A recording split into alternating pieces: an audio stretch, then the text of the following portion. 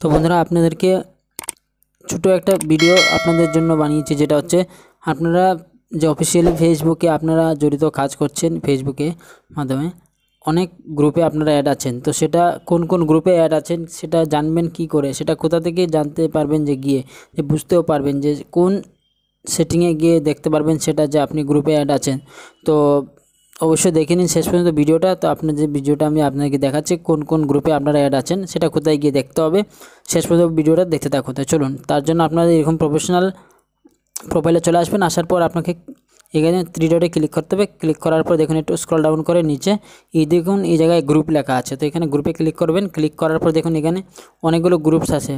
আপনার ফর ইউতে দেখুন আপনার নিজস্ব গ্রুপ থাকলে এটা থাকবে, আর যদি আপনি কোনো গ্রুপে যদি অ্যাড আছেন তাহলে দেখুন দেখতে পাচ্ছেন আমি কোনো একটা গ্রুপে অ্যাড আছি।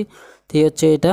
তো আপনারা দেখুন এবার যদি অন্য কোনো গ্রুপে যদি অ্যাড থাকুন সবগুলো এখানেই চলে আসবে কোন কোন গ্রুপে আপনারা অ্যাড আছেন। তো ভিডিওটা ভালো লাগলে অবশ্যই শেয়ার কমেন্ট করে দেবেন।